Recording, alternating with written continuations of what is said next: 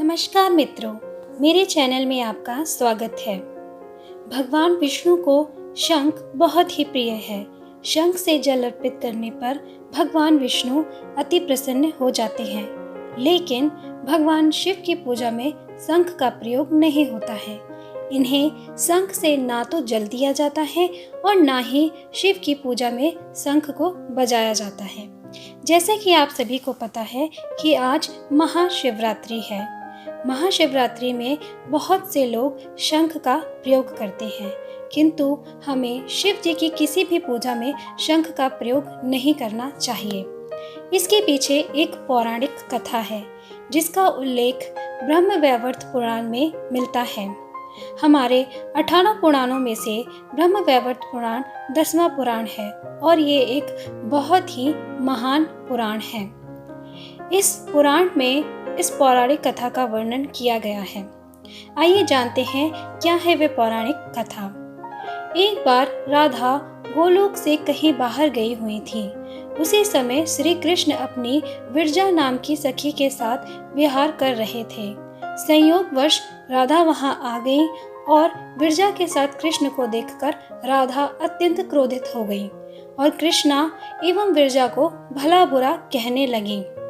लज्जावश विरजा नदी बनकर बहने लगी। कहा जाता है कि पृथ्वीलोक पर जितनी भी नदियां हैं उन सभी का उद्गम विरजा से ही हुआ है।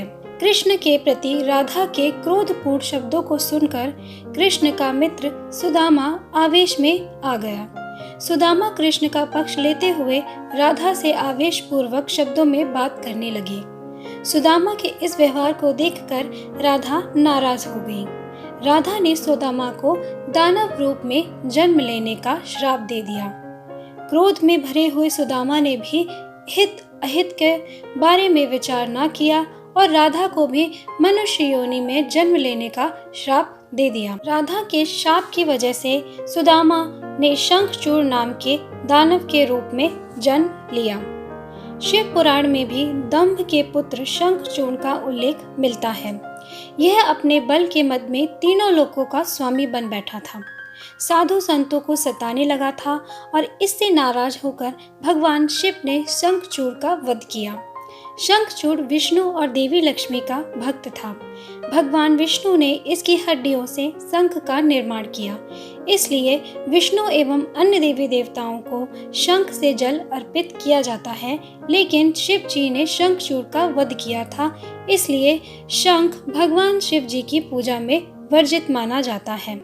हमें किसी भी तरह से शिव जी की पूजा में शंख का प्रयोग नहीं करना है, ना ही शंख से उनको अभिषेक देना है और ना ही शंख को बजाने के लिए प्रयोग में लाना है।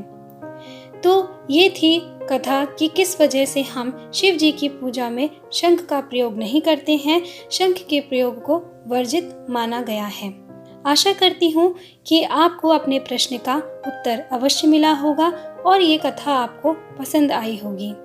नमस्कार।